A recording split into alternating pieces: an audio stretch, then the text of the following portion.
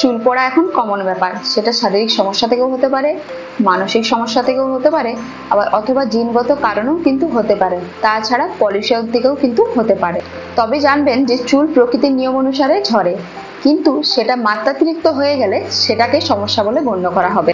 এবার আপনাদের মনে একটা প্রশ্ন আসবে, চুল তো পড়বেই, তাহলে চুল পড়লে চুলটা গজাবে কি করে, এখান থেকে আমরা রেহাই পাবো কি করে, কি তাই তো? এবার এক্ষেত্রে অনেকেই বলবে যে তেল লাগালে চুল পড়া বন্ধ হয়ে যায়। তেল শুধু চুল গজাতেই সাহায্য করে না, তেল চুল গজাতে সাহায্য করে, চুলের রুক্ষতাকে দূর করতে সাহায্য করে, খুশকি দূর করতে সাহায্য করে, চুলকে মসৃণ করে এবং উজ্জ্বল করে। এতগুলো ভূমিকা পালন করে তেল। আজ আমি এমন 5টা হেয়ার অয়েল আপনাদের সাথে শেয়ার করব যেগুলো চুল পড়া কমাতে সাহায্য করে। নমস্কার, আমি মিতা। আমার চ্যানেলে আপনাদের সকলকে স্বাগত জানাই। ভিডিওটা যদি আপনাদের ভালো লাগে বা এর থেকে যদি কোনো উপকার পেয়ে থাকেন, অবশ্যই একটা লাইক করে দিয়ে যাবেন। আর নতুন নতুন ভিডিও আমি আপনাদের জন্য নিয়ে আসবো। আর যদি কোনো সমস্যা থাকে আমাকে অবশ্যই কিন্তু কমেন্টে জানাতে পারেন। ভিডিওটা শেষ অবধি দেখতে থাকুন। আমি 5টা হেয়ার অয়েল আপনাদের সাথে শেয়ার করব। প্রত্যেকটা হেয়ার অয়েলের ডেসক্রিপশনে লিঙ্কটা দিয়ে দেবো, আপনারা চেক করে নেবেন। প্রথমে আছে ভিঙ্গরাজ তেল। এই তেল বিভিন্ন জড়িবুটি দিয়ে তৈরি হয়, যা কিনা আমাদের নতুন চুল গজাতে, চুলকে মসৃণ করতে সাহায্য করে। এটা খুবই ভালো তেল, এই তেল প্রত্যেকেই লাগাতে পারেন। 2 নম্বরে আছে কোকোনাট অয়েল।